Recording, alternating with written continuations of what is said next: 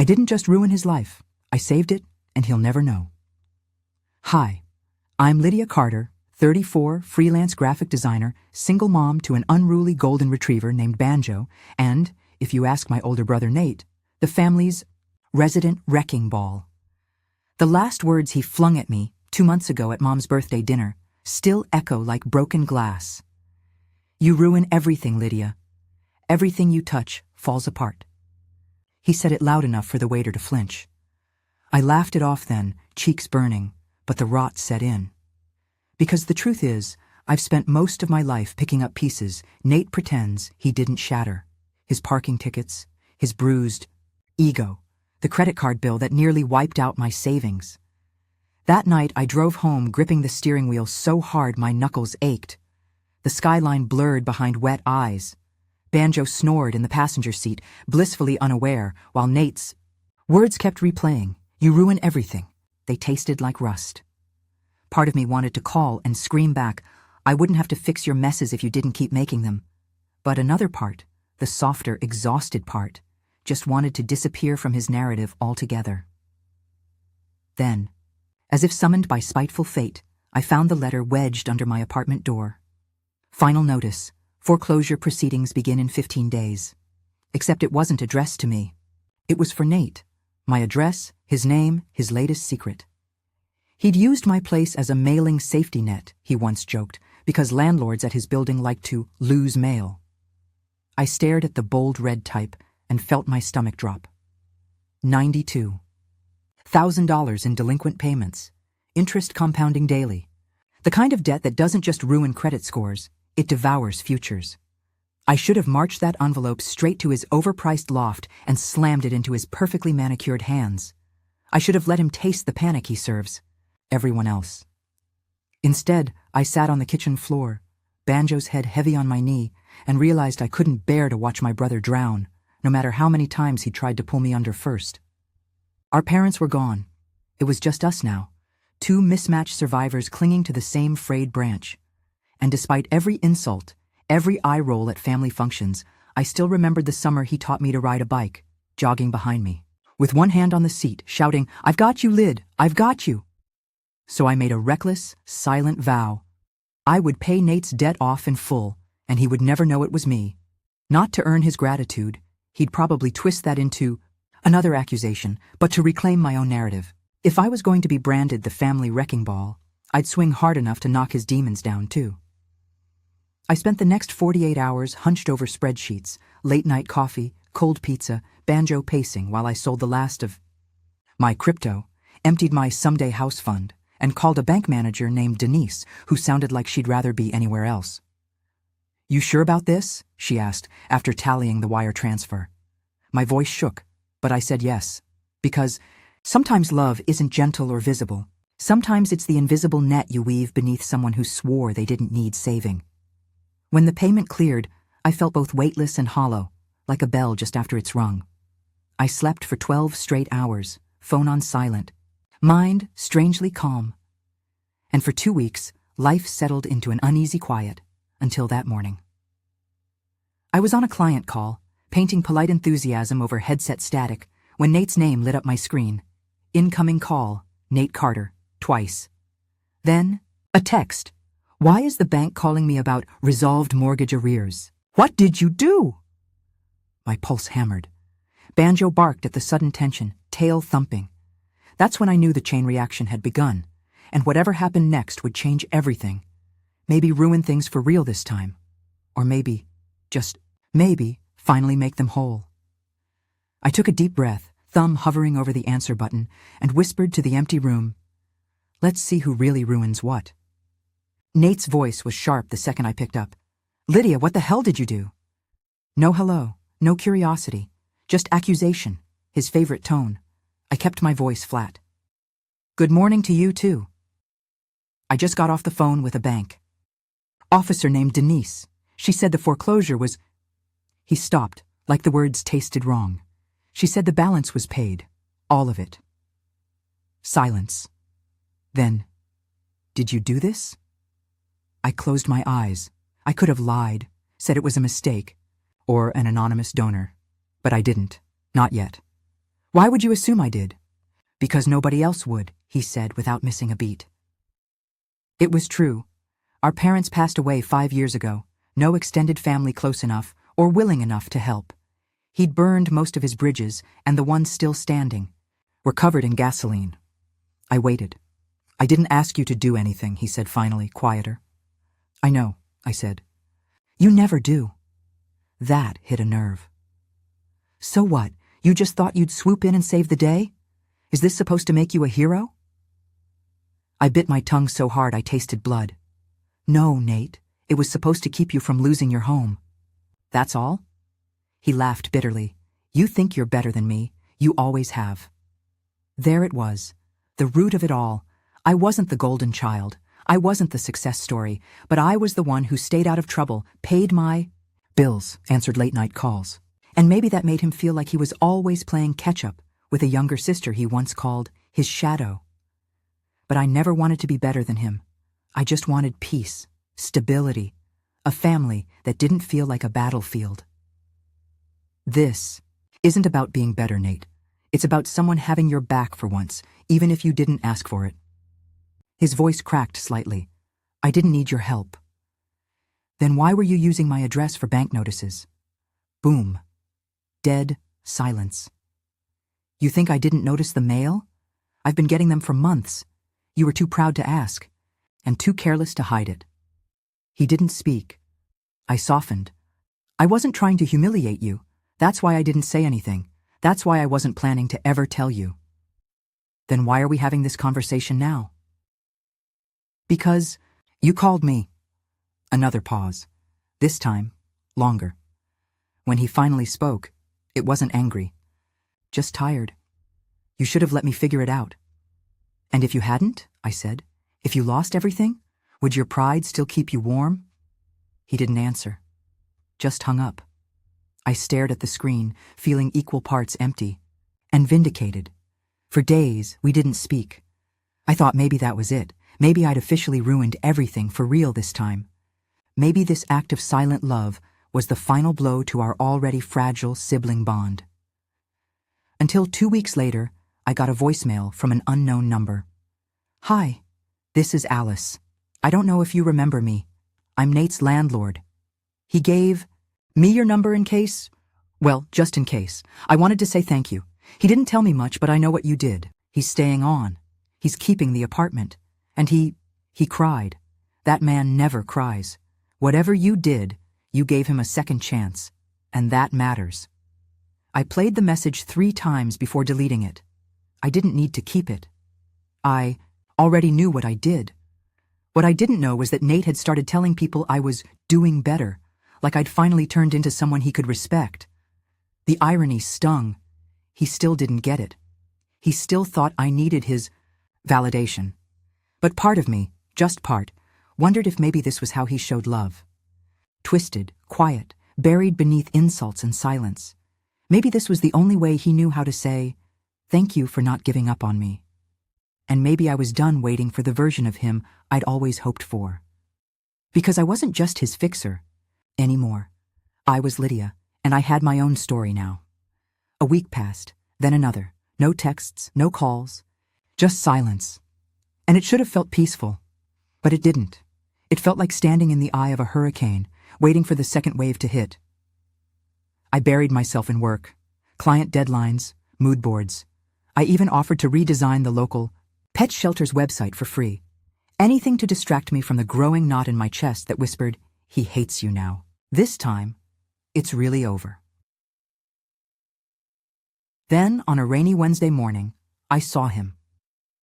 Nate, standing outside my apartment building, soaked through, looking completely out of place in his expensive coat and undercut hairstyle. Banjo barked once and pressed, his nose to the window, tail wagging like he'd spotted a ghost. I didn't want to open the door, but I did. He didn't say anything at first, just stood there, dripping onto the hallway tile like some broken statue. His eyes looked older, more sunken, or maybe I was just seeing clearly for the first time. I'm not here to fight, he finally said, or accuse you, He paused. I needed to see you. I crossed my arms. You've seen me. Now what? He looked down, ashamed. I wanted to say thank you, properly. I blinked. Come again? I was an idiot, still am probably. But what you did, I don't know how to process that. No one's ever... He shook his head. I would have lost everything. And I still treated you like garbage. I exhaled slowly, leaning against the wall. Why do you do that, Nate? Why do you push me away every time I try to help? His shoulders sagged, like the weight of his own behavior had finally caught up with him. Because you make me feel like a failure, he whispered. And not because of anything you say, but because you keep getting up. You keep showing up, and I don't know how to be that strong. The honesty in his voice stunned me. All these years I thought he resented me because he saw me as weak, a burden, an embarrassment. But maybe he resented me because I survived things he didn't know how to face. I never wanted to compete with you, I said gently. I just wanted a brother. His voice cracked. And I wanted to be one. I just didn't know how. We stood there, frozen by the heaviness of everything unspoken. Then he reached into his coat pocket and pulled out a small envelope. It was wrinkled, damp around the edges. He handed it to me. I opened it. Inside was a folded check for $6,500, not even a tenth of what I'd paid. But still. I'll pay you back, he said, bit by bit. It'll take time, I know that, but I want to. I have to. I didn't look at the check. I looked at him, really looked at him. This wasn't the cocky, self-absorbed Nate I'd grown up with. This was a man who'd been forced to face himself, a man humbled by grace he didn't know he needed. Keep your money, I said quietly, pressing the envelope back into his hand. Just don't make me regret it. His eyes glassed over. He nodded, too choked up to speak. I stepped aside. You want to come in? He hesitated, then nodded again.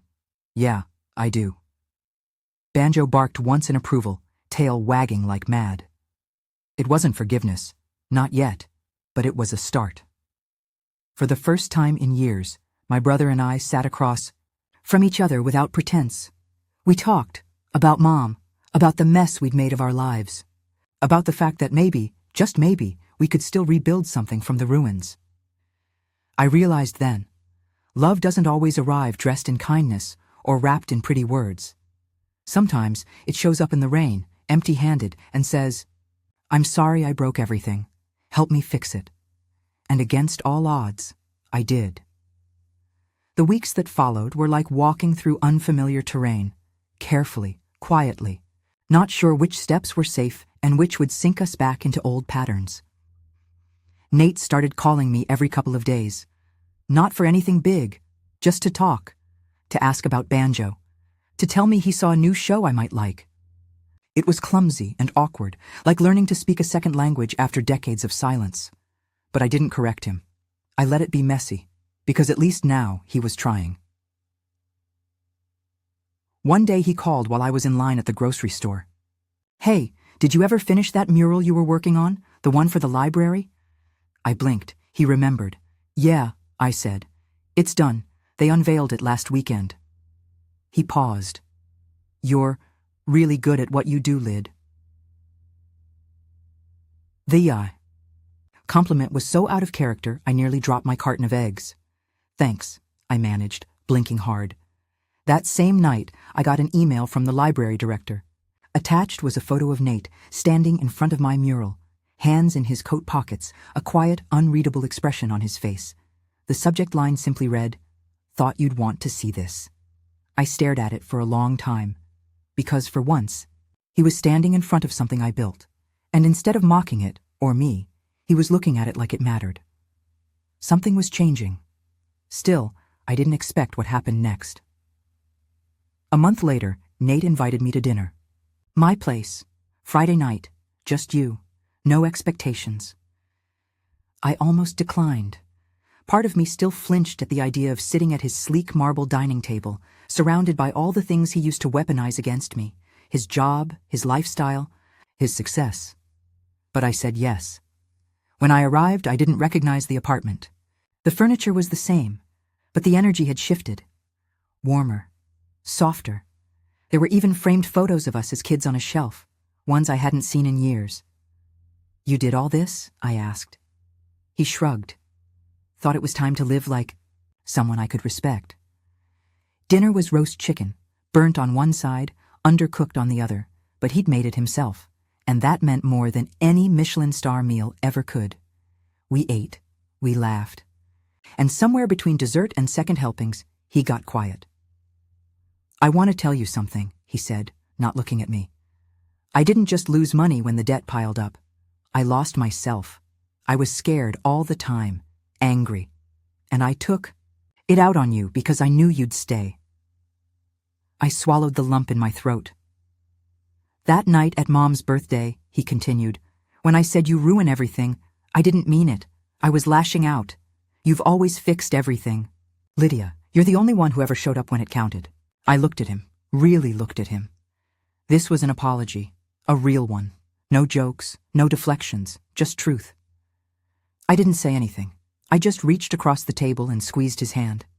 Maybe we were never going to be the kind of siblings who shared everything, but we could be the kind that showed up. That tried, that forgave, even if the scars remained. And maybe that was enough. As I left that night, Nate walked me to the door. "I'm not done making it up to you," he said. "You don't have to," I replied.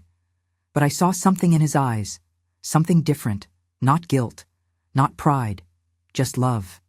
Quiet, stubborn, and real. And for the first time in years, I believed in us again, not as broken people, but as a family, finally learning how to rebuild. The next few months became something I never thought I'd live through again. Consistency. Nate and I weren't suddenly best friends, but we found rhythm in the little things. He'd send over pastries on Saturday mornings. I'd swing by his place with Banjo and pretend I wasn't checking if he'd been paying his bills. We talked more, and for once it wasn't transactional. There were no veiled insults, no power games, just two people, finally stripping off the armor we'd worn since childhood. I even caught myself smiling when I saw his name on my phone. One evening, while reorganizing my files, I came across the original foreclosure notice. The red lettering was still jarring, but what got me was the post-it I'd scribbled the night I made the payment. "Save him, even if he hates you for it." I held it for a long time. I didn't cry, I didn't crumble, I just smiled. That woman, the one who made that note, was done hiding her goodness behind shame. I wasn't weak because I cared. I wasn't foolish because I stepped in. I was strong enough to love someone who didn't yet know how to love me back. And now, he was learning. And then came the bank event. Nate had invited me, awkwardly, to a small business seminar hosted by his company's lender. "You'll hate it," he said, "but I'll owe you lunch after." I didn't want to go, but I was curious. The room was filled with polished professionals and stiff conversation. Nate hovered near the back, sipping lukewarm coffee. When the speaker opened the floor for testimonials, Nate shocked me. He stood, cleared his throat, and said, "I want to tell you about a woman who saved my life." The room fell quiet. She didn't do it for recognition. In fact, she hid it from me. I only found out because the bank called me, confused about the sudden payment.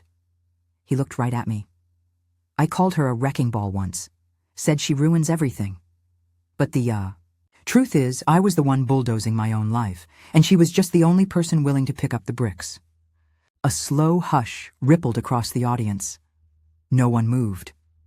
"She's my sister," he finished, "and I don't think I ever deserved her, but I'm going to spend the rest of my life trying to."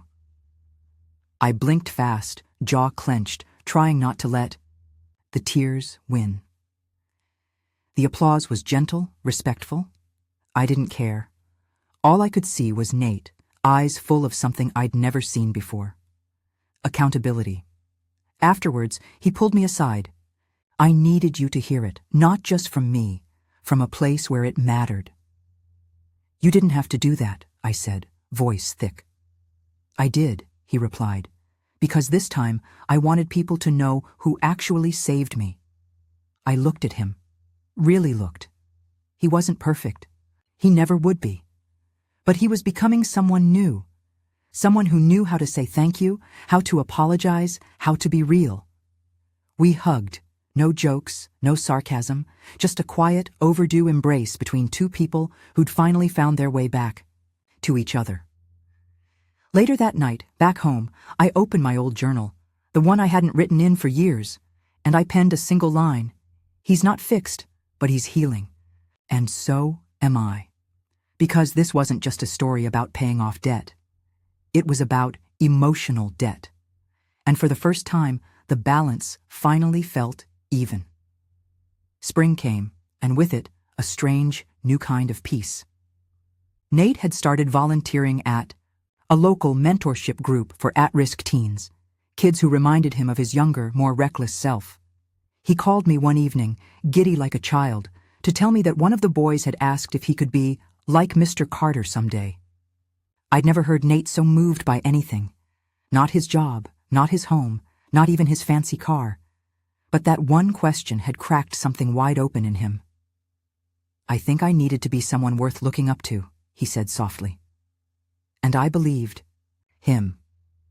As for me, I started focusing on things I'd postponed. I booked a solo trip to Vermont.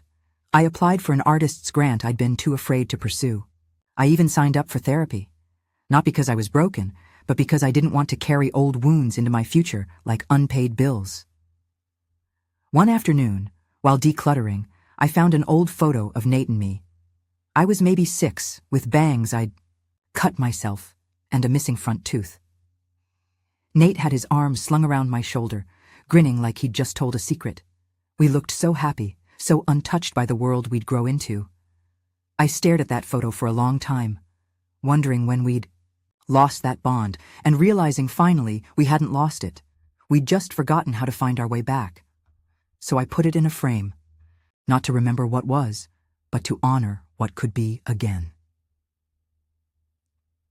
Weeks later, Nate surprised me by stopping by with 2 coffees and a folded envelope. No warning, no explanation, just handed it to me with a shy shrug. Inside was a short letter. No signature, just his handwriting. You didn't ruin everything. You gave me a clean slate. I don't know what I did to deserve your grace, but I'm not going to waste it. I don't say this enough, but you've always been the strongest person I know. Thank you for being my anchor when I didn't even know I was drifting. I read it twice, then again. Then I cried. Not because I was sad, but because for the first time in years, I felt seen. Not just as the fixer, not as the crutch, not as the sibling who never had it together, but as someone who had always been quietly strong, even when the world tried to convince me otherwise. I called him that night. Hey, I said, you coming over for dinner Sunday? He paused. Only if you let me cook. I smiled. You remember last time? Yeah, that's why I've been watching YouTube tutorials all week. We both laughed. It was easy now. Light, familiar, real. Sunday came, and Nate showed up with burnt lasagna, a bottle of cheap wine, and a lopsided chocolate cake that Banjo somehow managed to steal half of before we'd even sat down. And it was perfect. Not because it looked perfect, but because it felt honest, felt earned, felt ours. Later that evening, as he left, he turned and said, I used to think I didn't need anyone. Now I know I was just scared of being vulnerable. I nodded. We all are. That's why strength isn't about never needing help. It's about accepting it when it's given. He looked at me, like really looked, and whispered, You saved my life, Lydia. You really did. I didn't need the words, but hearing them, it healed something old. Because sometimes, the people who say you ruin everything, they're just broken mirrors, reflecting their own fears. And when you love them anyway, when you help them despite the pain, you don't just change them, you change yourself. That's how I reclaimed my story. Not by being loud, not by proving him wrong, but by standing tall, quietly, and choosing love over pride. And it turned out that was the loudest thing I ever did.